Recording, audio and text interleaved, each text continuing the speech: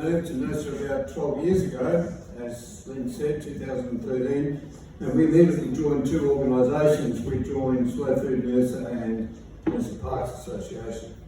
Some of our friends said, tut with Noosa Parks Association. They said, you know, it's a bit political. And I said, I thought that was the idea of it all, actually. And slow food is also a bit political, though it probably hasn't been over the years. I often talk to people about slow food, and they say, yeah, I love slow food because I've got this slow cooker at home, and I love putting all my meat and veggies in the morning, and at night I come back and I can eat it all, and it's just wonderful. So I love slow food. So slow food is actually not about that. It's about a lot more, and that up there talks a little bit about it. But before I go into that, I'm going to digress a bit and cover some of the reasons why it is that we need organisations such as Slow Food. A few years back, I decided that my desire to remain current in relation to the current events in the world and the political scene was interfering with my desire also to be sane. And so you might have seen that cartoon. And so I kind of dropped out of the 24-hour media cycle, much to my wife's encouragement, Karen.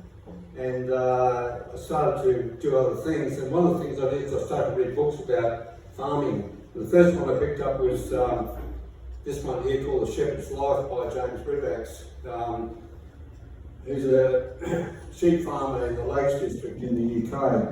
It's a wonderful story. And he talked about the history of 600 years, just think about that, 600 years that his family had owned that property in the UK. And it was a wonderful, lovely story of this guy who was a sheep farmer. So that kind of started me off on it. And here we go. I think I'll click the left one over. Right. Sorry, the right one. Amber, who sits in front here, is going to speak shortly. She gave me this book recently, and I'm not sure whether I should curse her or thank her, because the sleepless nights I used to have when I was into what was happening with the Ukraine war, etc., have now been replaced by the contents of this book and many others. So I thought, which parts of this book can I share with you? This is it here. If you're into this stuff, it really feeds the world.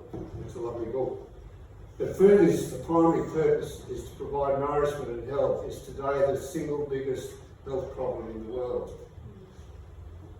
So just take that in for a little bit. Food has been transformed into a commodity, something that's to be speculated on and profited from. And the other thing that happens too is that you'll get the industrial agricultural people who say we need industrial agriculture because we need to feed the population of the world. The reality is we grow more food now than we need, and between 30 and 50% of it is wasted. My second book that I picked up following the James Bribacks story is his second book, which is English Pastoral. And he tells the story of what actually has happened in English farming and probably throughout the whole Western world mostly since World War II. And what actually happened is that the British government said after World War II, we've got to become self-sufficient. We need to change our farming methods. These farming methods have been going on for centuries. And so they introduced industrial agriculture. And the other thing that happened too is that the multinational corporations that have been making germ warfare and also explosive for the war had to replace that industry with something else. So they converted it all into fertilisers and pesticides. So he tells the story of rural landscapes across the world that were brought close to collapse by industrial agriculture. And eventually he decided to change, and this book's about that change process. The hedgerows all through the United Kingdom were ripped out. hundreds and hundreds of kilometres of hedge growth were ripped out because they wanted the land to be big areas of land so that they could plough more and get rid of those small plots. And that's one of the things that happened. And eventually he and his dad discovered that this wasn't working. And so they decided to change, and they started to move into regenerative agriculture, and they started to replant the hedge growth. And one day they were driving along the road, and his dad was looking across at the farm next door that was still based on large-scale production, lots of chemicals and lots of fertiliser. And he was looking at the farmer ploughing the land. And he said to his son, to James, he said, "There are no birds following the plough. There are no birds following the plough." And his father then twigged to what was actually going on, because they've been killing the soil, and therefore all the worms and everything in the soil have disappeared. So, the death of our soil, this is what's happening. 24 million metric tonnes of fertile soils are lost in world agriculture each year. I watched a documentary recently of a Midwest American farmer who was saying, we've really got to do something about this. He was standing in his field, and beside him was his fence line. And the posts and the fence, in the fence line, was half a metre higher than where he was standing. Because that soil was still remained because the post was kind of holding it together and they weren't spraying in that area. He was half a metre down. He said, we've got to do something. We're losing our soil. Between 10 and 40 times the rate, our soil's been lost and can be replenished naturally. In place of the soil, we now have chemical fertilisers and pesticides. It's these chemical agents that are killing. So the soil, as you all know, has got life in it. It's got millions and millions of amber and tin, all about that sort of stuff. I don't know much about it at all. There's all these microbes in there that actually hold the soil together. When they go, as a result of the pesticides and the fertilisers, then that all disappears, there's nothing left. And so therefore, the soil starts to disappear. Healthy and fertile soils make healthy plants, which makes healthy people. It's part of slow food, and I'm going to talk a little bit about this a little bit later, but every 2 years they have a gathering in Turin in Italy called Terra Madre. Terra Madre is short for Mother Earth. And this year, the delegates from Noosa that went, we had about half a dozen went, we all got sent an online copy of this book by Francesco Sotilio, and he's an academic from Italy. He's part of the Slow Food International movement, and there are a couple of things in this that really woke me up. I read it in the plane going over to Italy, and the first thing he says is that humanity's failure to curb unrestrained growth that disrupted centuries of natural evolution and damaged our relationship with nature. For example, just on this unrestrained growth issue, every year since 2000 we've been generating alternative energy, good clean energy at about 8 billion kilowatts per year. And that's good. We've got solar panels on our roof and drive an electric vehicle, all that sort of thing. That's all wonderful. So 8 billion per year increase in our energy. The trouble is, growth, incessant growth, is surpassing that.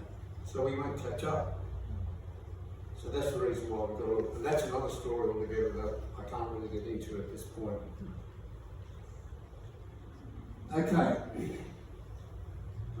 We've got a little bit of thing. That's the, I just want to talk about seeds, because the other thing, if I just go back a little bit, the other thing that he talked about which really woke me up was two things. The first thing he said, with seeds, traditionally, and Amber and Tim do this every day, traditionally with seeds, what the farmer does is they get their best seed at the end of each year and they save it. So they select their best seed, save that, and then they use that to plant the next year. And they've been doing this for centuries. So the seed evolves, and the seed adapts to the climate. That's the first thing he said that really jolted me. I thought, wow. And the second thing he said is that is that the governments and chemical industries talk about, oh, this level of pesticide in this thing, this particular item, is lower than it's going to affect you. But he said what happens is that all this stuff accumulates.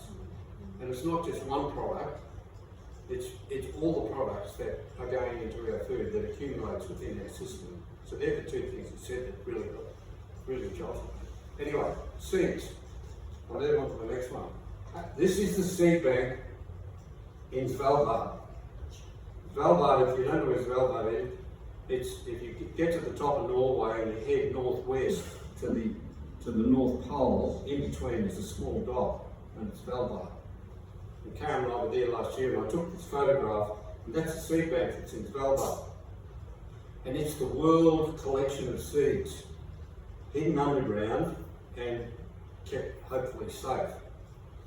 The problem is, once we can't see it, the permafrost, which the seed bank relies on to keep the seeds cold enough, the permafrost is actually melting.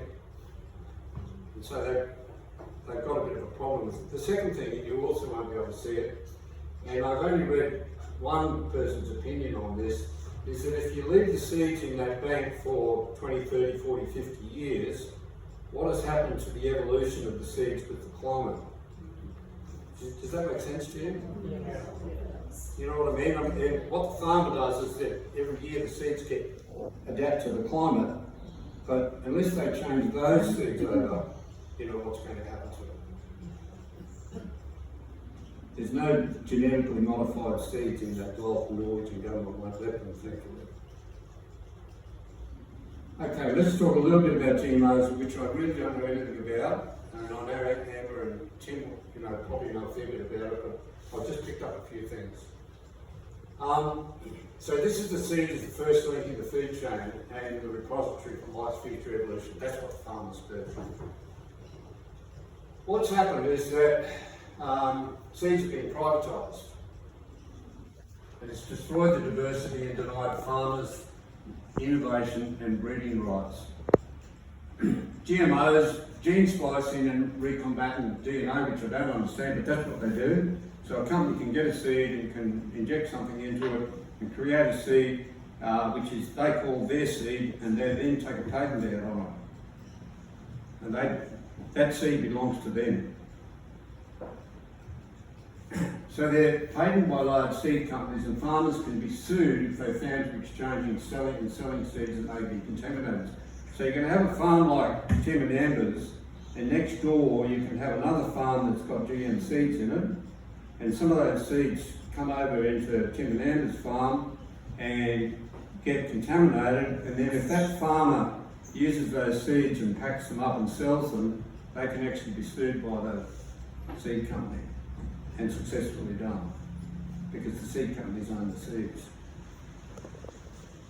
Farmers are forced, and the other thing that happens too is that the new seeds, the GM seeds, are not meant to last, that you have to buy them every year or every 2 years. So a seed is designed now to only last a short period of time rather than be recycled and moved on. They have to buy new seeds every year, and with those new seeds they've got to buy the fertiliser and the pesticides to go with it. Okay, now what about our health? Our food and our health, which is where I started. Food is the cause of the biggest single health problem in the world. 1 billion suffer from hunger and malnutrition, and 2 billion suffer from obesity and diabetes. There are food wars that have happened throughout the world now already.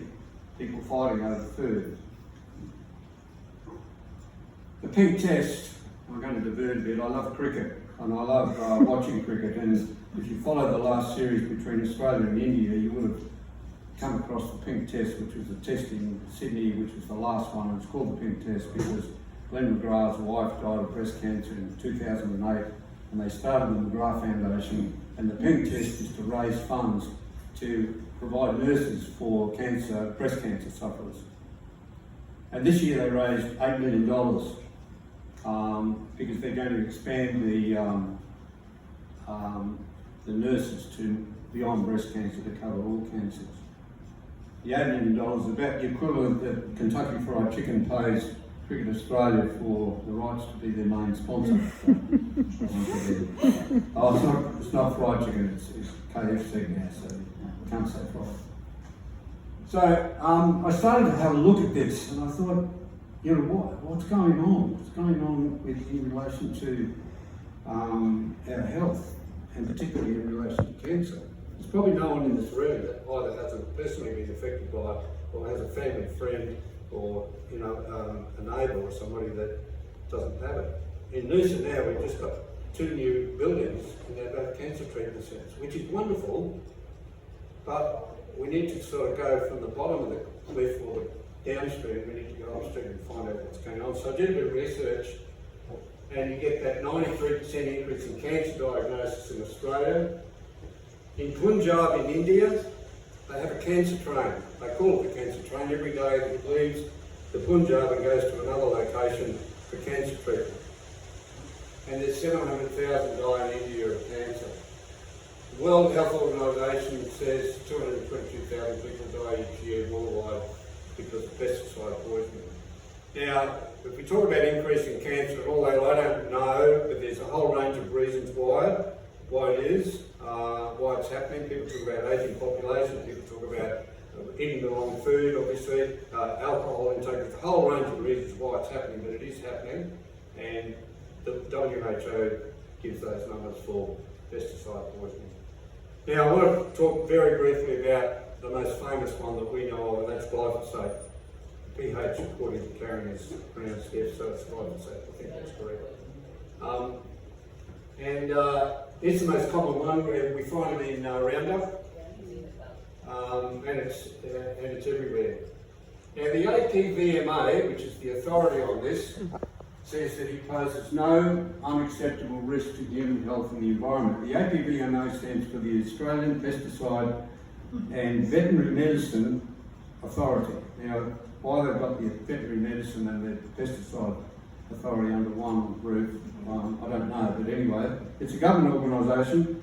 The problem with it is that its funding, 90% of its funding comes from the companies that put their hand up to get their product given authority. And it's not only they pay for it when they apply, but the APVMA also gets money based on the sales of the product. So the wholesale price of the product that's sold gives more money to the APVMA, which is the authority that makes the decision as to whether it should be used or not. That doesn't make sense.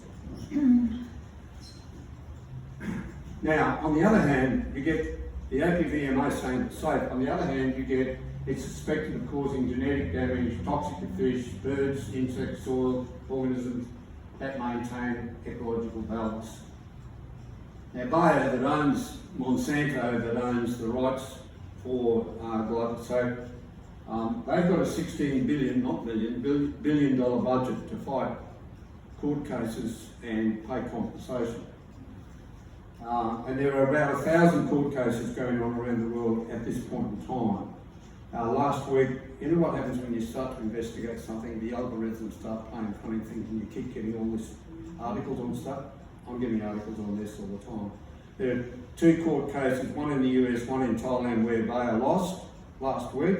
Each one was a $2 billion compensation to the claimants. But in Australia, the Australian Federal Court recently ruled to discontinue class actions against Monsanto. So they've said, no, that's it, no more, we're not going to do any more. So there's no more court cases for Australia. Now this may be cherry picking, I don't know, but they did a study in France recently where 73 out of 128 infertile men were found to have tested positive to glyphosate. They found it in their blood, in their seminal fluid, in their semen. They're infertile. The conclusion of the study said that glyphosate may not be good for men's reproductive health. My brother, who's a landowner and has studied toxicology for years, he uses it, he thinks it's safe. I don't know. In Noosa, this is the truck that comes down your street with glyphosate and it sprays it. In this case, there's a guy that sits in the car and he's got the wand and the cord that goes to the big tank at the back, and he sprays it all across, all down the side of the road in the middle. Tim just told me before that they get paid on the basis of the literage that they use. Is that Gimpy? Yeah. So that's down our street. I wrote to the council about it, and it's been referred to the staff of the council as to get some clarification. That's Bunnings. You can go and buy it at Bunnings. Most of the people, when you talk about is it safe or not, they say look at the safety instructions on the container and abide by the safety instructions. In Australia, all we get is if it gets in your eyes, wash it out. In other countries, they've got to wear gloves and masks and eye protection and all sorts of things. That's what they allow it to be used. Just recently, the EU has allowed it to be used for another 10 years. So this kind of saga continues to go on. Loss of biodiversity. We just saw that with the cats. You know, a whole range of reasons why we're losing our biodiversity, which is really the basis of the existence of our planet. Our planet will not survive if we lose our biodiversity right throughout our whole system. So, food and biodiversity. More than 7,000 species have fed humanity throughout history. Today, 30 crops provide 90% of the calories in the human diet, only 30. Of that, rice, wheat and maize account for 50% of our calorie intake. 80 to 90% of our apples, cabbage, maize and peas, corn and tomato varieties have been lost. And that's with industrial agriculture. That's what's happening. We're going into monocultures rather than multi-species cultures. And as far as insects are concerned, there's a cartoon going around now that has the windscreen of two cars, and one was in the 50s and it's full of insects, and the other one is now and it's got no insects on it. Who's seen that cartoon? Yeah, I've seen it. I was going to try and put it here, but I thought I'd be pinching it or something, so I didn't. But in Germany, they've actually got some scientists have done a study on loss of insects. 3/4 of the flying insects in Germany's nature reserves had disappeared in the course of 25 years. So our insects are going, and that's then changing the biodiversity, which is changing everything. Okay, now that was the bad news. I thought I'd give you the bad news to start with. So I need to now give you some good news, because there is good news. Now Bob Brown, you all know of Bob Brown, and I'm a big fan of Bob Brown's, and he wrote a book called Optimism. And he said, really, he said, there's no other choice. We have to remain optimistic. In spite of what's going on, we have to remain optimistic. And I like to think that too. Sometimes it's hard, but that's what I try and do. So let's look at slow food in its origins, and it's not about slow cooking, but it's about a lot of things that we've just been talking about. It was founded by Carlo Petrini in Italy in 1986, and it was founded on the basis that somebody wanted to put a McDonald's at the steps of Trevi Fountain, I think it was in Rome, and they said, no, enough is enough. We don't want fast food, we want slow food. And so that's how it started. It's created an alternative to fast food. It encourages people to choose food that is good, clean and fair. They're the three words, good, clean and fair food for all. And that also, food should be enjoyable. Maybe that's why we put our energy into slow food rather than nursery parks. Maybe the food's better. No morning tea was not good. So to prevent the loss of local food cultures and traditions is to protect biodiversity, focus on food quality rather than quantity, and currently in 160 different countries around the world. So from that start, by Carlo Petrini and his friends in Italy, in 1986, from that start, it's now in 160 countries around the world. The local convivium, they're called a convivium, that's our group here in Noosa.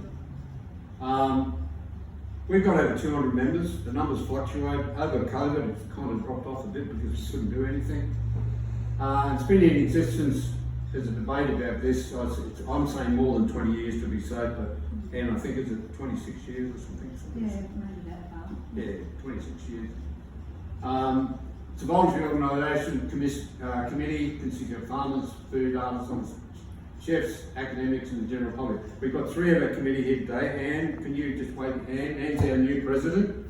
Amber, he's come on with the committee, and Earl over there in the corner who's got his camera up there. Earl Levy from Noosa Today is also he's our marketing man. And that's why you get all these lovely articles about slow food in Noosa Today.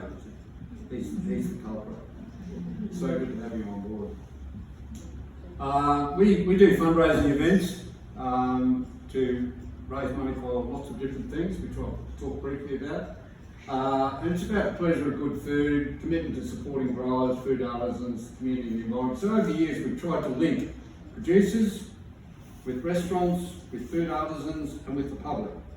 We produced a document a few years back, Karen, my wife, actually did this, called Where Do You Get It? It was a document that said, these are all our local producers, this is how you can get it, and and what it's going to cost, all that sort of thing. So we try and do that to get our community working with our local producers and our food artisans.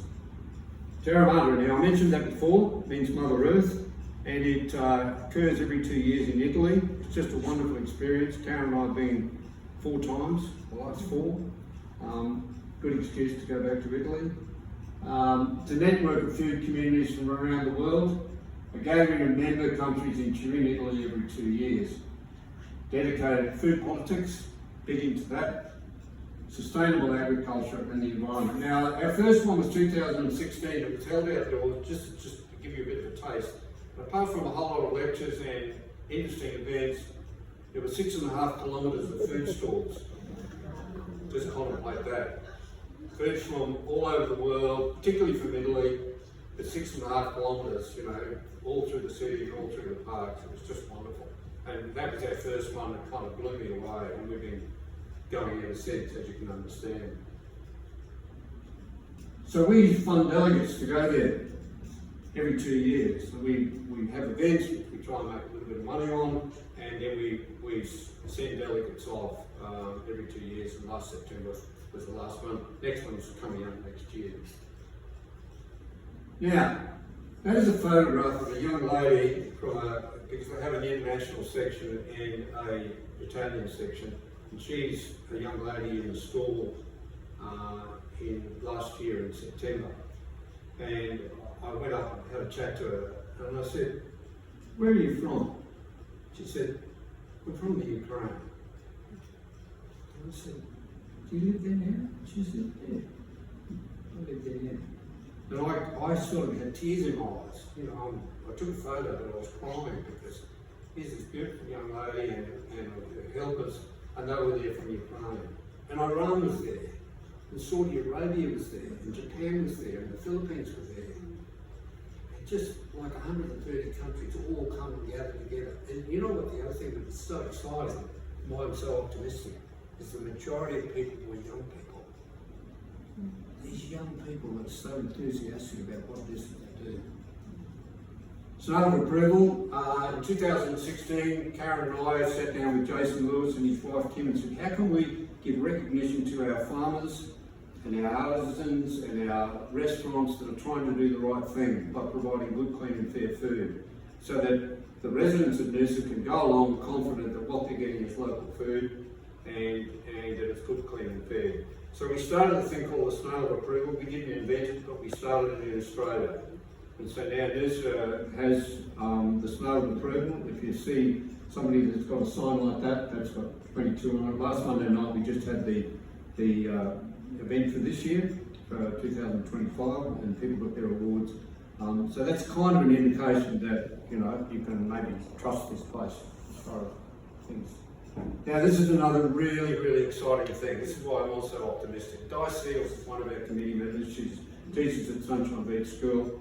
And she's just a treasure, and she has this program that we support, we fund, and it's Snail Kids program. She's got 5 local schools. She brings farmers into the school and they talk about growing mushrooms, or they talk about what it is that they do. Amber's been in she might mention it in and it's just wonderful, just absolutely wonderful thing. She's now just come back from Perth, where they want to do it over in Perth, and they've also got a relationship with the University of Gastronomy in Italy, and they're going to link up Sunshine Coast University with the University of Gastronomy in Italy and join forces and exchange students and all that.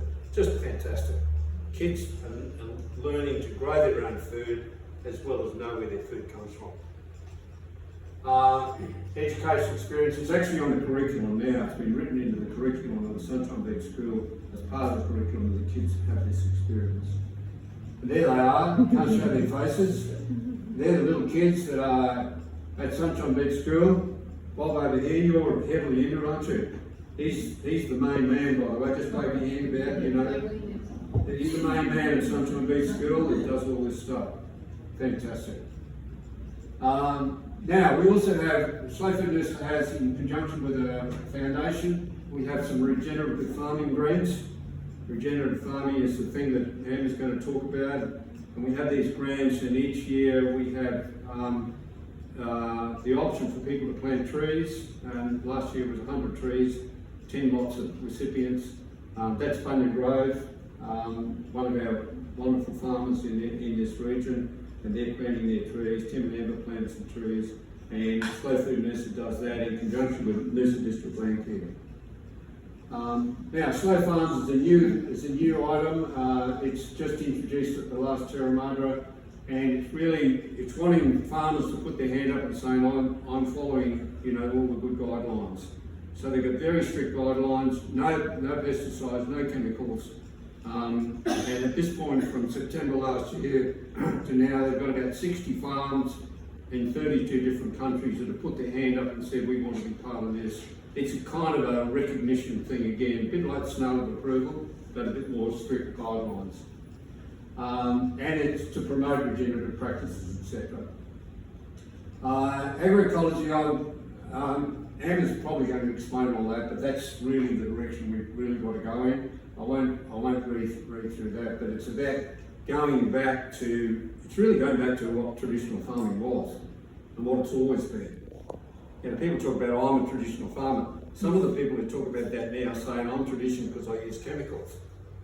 But the traditional farmers didn't use chemicals. Yep. If you go back far, they didn't need to. They were all organic because we didn't have the chemicals.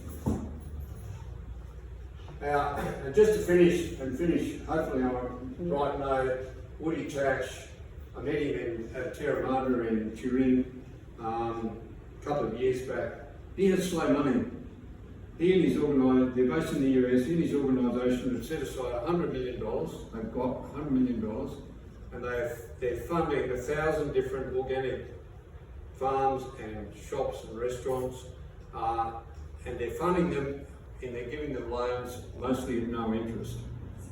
Some of them lose their money, some of them, you know, get it back, but they're no interest loans. And so, and it's a little thing, you know, just a little thing happening.